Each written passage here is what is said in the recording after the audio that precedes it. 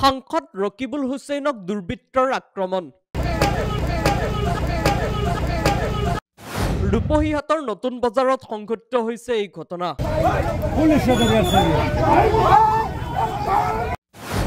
সাংসদগৰাকীৰ লগতে সাংসদগৰাকীৰ দেহৰক্ষীকো আক্ৰমণ, কলা মাস্ক পৰিধান কৰা দুৰ্বৃত্তৰ। ঘটনাৰ পিছতে ৰাজ্যজুৰি কংগ্ৰেছৰ ক্ষোভ প্ৰকাশ। আজি ধুবুৰীৰ সাংসদ তথা কংগ্ৰেছৰ জ্যেষ্ঠ নেতা ৰকিবুল হুছেইনক ৰূপহীহাটৰ নতুন বজাৰত দুৰ্বৃত্তৰ এটা দলে আক্ৰমণ কৰে। খবৰ অনুসৰি দিনৰ 2:30 এই ঘটনা সংঘটিত হয়। সাংসদ ৰকিবুল হুছেইন আৰু পুত্ৰ তানজিল হুছেইন এক দলীয় সভাত অংশগ্ৰহণৰ বাবে ওলাই গৈছিল। লগত আছিল সাংসদগৰাকীৰ দুগৰাকী দেহৰক্ষী।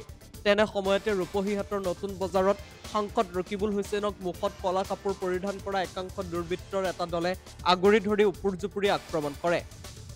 ৰাস্তাত বগৰাই বগৰাই ক্ৰিকেট বেটেৰে আক্ৰমণ কৰে সাংসদগৰাকীক। দুৰ্বৃত্তৰ আক্ৰমণৰ পৰা সাৰি নগল সাংসদগৰাকীৰ দেহৰক্ষীও।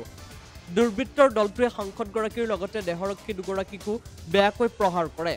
হাতৰ পৰা পিষ্টল কাঢ়ি ল'ব খোজোতেই দেহৰক্ষীগৰাকীয়ে শূন্যলৈ গুলীচালনা কৰি সাংসদগৰাকীৰ প্ৰাণ ৰক্ষা কৰে।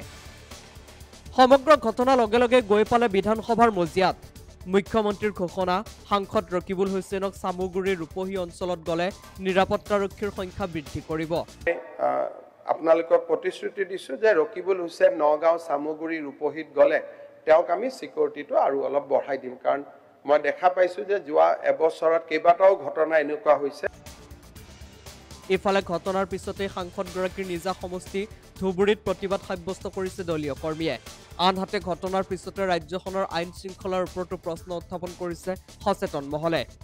সদৌ অসম ছাত্ৰ সন্থাৰ সভাপতি উৎপল শৰ্মাৰ লগতে কংগ্ৰেছৰ নেতা তথা সচেতন মহলে সমগ্ৰ ঘটনাক গৰিহণা দিছে। চাওক এই সন্দৰ্ভত কি কয় কংগ্ৰেছৰ নেতাসকলে। আনোৱাৰ হুছেইনৰ এক প্ৰতিবেদন আগবঢ়াইছো। নমস্কাৰ, মই বৰ্তমান উপস্থিত আছোঁ গোৱালপাৰা জিলাৰ কিৰিষ্টাইত। আৰু এই কিৰিষ্টাইত এইকাৰণে উপস্থিত হৈছোঁ যিহেতু ইতিমধ্যে ধুবুৰী লোকসভা সমষ্টিৰ সাংসদ ৰকিবুল হুছেইনক যি নগাঁৱৰ ৰূপহীহাটত ইতিমধ্যে গণপ্ৰহাৰ কৰাৰ এক বাতৰিৰ শিৰোনাম ইতিমধ্যে বিভিন্ন সংবাদ মাধ্যমত প্ৰেৰণ হৈছে বা প্ৰচাৰিত হৈছে।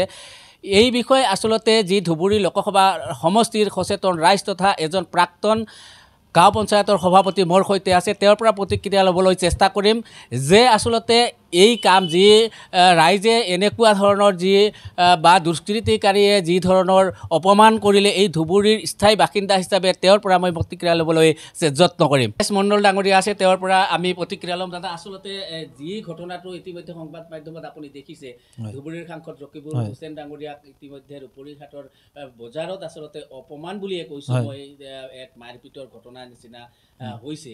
কি প্ৰতিক্ৰিয়া হ'ব আপোনাৰ? হয়, এইটো খুবেই এটা গৰিহণাৰ যোগ্য গৰিহণা, একদম মানে গৰিহণা মানে কিবা ধৰণৰ গৰিহণা দিব লাগে। তাৰমানে এই কথাটো এনেকুৱা হৈছে য'ত নেকি ভাৰতবৰ্ষৰ ভিতৰত ৰেকৰ্ড সংখ্যক ভোটেৰে জয়ী হোৱা এজন সাংসদ, আৰু সেই সাংসদজনক আজি যিটো মানে অপদস্থ কৰিলে সেইটো খুবেই গৰিহণাৰ যোগ্য আৰু ধিক্কাৰ দিয়া দৰকাৰ।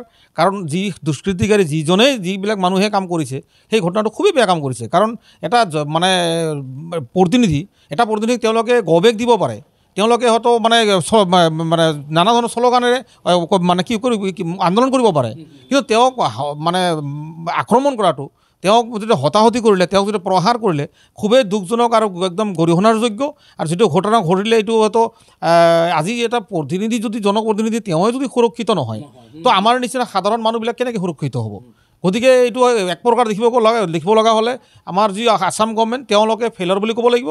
যি তেওঁলোক সুৰক্ষা দিয়াত যিটো মানে দিব লাগিছিল তেওঁলোকে সুৰক্ষা দিব পৰা নাই, আছাম গভৰ্ণমেণ্ট ফেইলৰ। আচলতে লগত তেওঁৰ পুত্ৰ তানজিল যি বিগত উপ নিৰ্বাচনত আচলতে যি তেওঁৰ সমষ্টি, তেওঁলোকৰ যি সমষ্টি চামগুৰি তাত পৰাজয় কৰে, সেইজনো থকা বুলি ইতিমধ্যে সংবাদ মাধ্যমত ওলাইছে। আচলতে ধুবুৰীৰ সেই সাংসদ, কিন্তু তেওঁৰ নিজা জন্মগত যি ঠাই বা জিলা নগাঁও।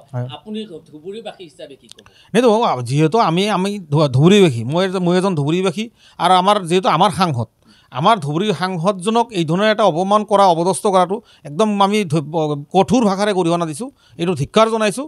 যি ঘটনা ঘটিলে এই ঘটনা অদূৰ ভৱিষ্যতে যেন নঘটে। যদি ইয়াৰ পিছত আৰু এই ধৰণৰ ঘটনা ঘটে, এইটো হয়তো নিশ্চয় এইটো বিৰাট ডাঙৰ এটা ঘটনা ঘটি যাব।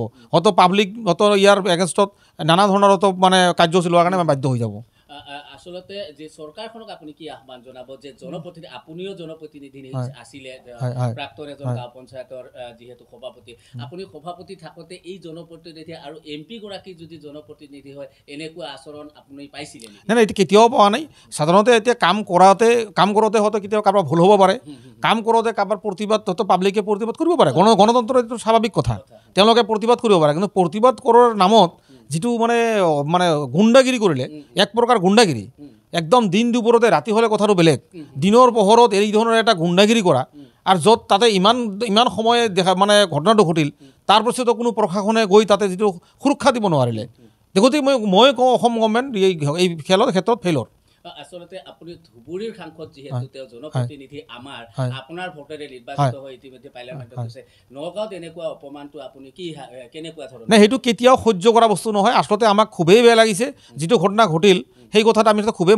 মৰ্মাহিত হৈছোঁ আমি খুবেই দুঃখিত এই ঘটনাক আমি কঠোৰ ভাষাৰে গৰিহণা দিছোঁ যে হয়তো এই ঘটনাৰ আৰু ভৱিষ্যতত যেন এই ধৰণৰ ঘটনা নঘটে আৰু এই ধৰণৰ ঘটনা ঘটিলে হয়তো নিশ্চয় ইয়াৰ পৰিণাম একদম ভয়ানক পৰিণাম আহি যাব নেক্সটত আসলতে মুখ্যমন্ত্ৰীগৰাকী ইতিমধ্যে কৈছে নগাঁও বা ক'ৰবাত গ'লে তেওঁ আচলতে সুৰক্ষাৰ কথাটো আহিছে কি ক'ব নাই সুৰক্ষা আচলতে এতিয়া কথা যে সাধাৰণ আমাৰ নিচিনা হয়তো মানে কিবা পঞ্চায়ত প্ৰতিনিধি হওক বা MLA হওক কথাটো বেলেগ এজন সাংসদ এটা সংসদৰ এটা য'ত নেকি তেওঁলোকে এটা আইন প্ৰণয়ন কৰে তেওঁ ভাৰতবৰ্ষৰ এটা সৰ্বোচ্চ এটা পদবীৰ মানে এটা থকা এটা তেওঁলোকে ব্যক্তি তেওঁলোকক যদি গভৰ্ণমেণ্টে সুৰক্ষা দিব পৰা নাই Z+ আৰু কিবা ধৰণৰ দি হ'লেও তেওঁক সুৰক্ষা দিব লাগিব তেওঁলোকক সেই সুৰক্ষা যদি আজি দিব পৰা নাই তো খুবেই একদম মানে আমাৰ একদম আচলতে ধুবুৰীবাসী মানে আমি ধুবুৰীবাসী হিচাপে আমি খুবেই দুঃখিত আজি যিটো ঘটনা মানে আমি চাইছোঁ আমাৰ টিভিৰ জৰিয়তে বা মোবাইলৰ জৰিয়তে চাই কিনে আমি খুবেই দুঃখিত হৈছোঁ এই কথাটো আচলতে আমি সহজভাৱে ধুবুৰীবাসী সহজভাৱে ল'ব পৰা নাই হয় আসলতে তেওঁৰ যি প্ৰতিক্ৰিয়া জনাইছে ইতিমধ্যে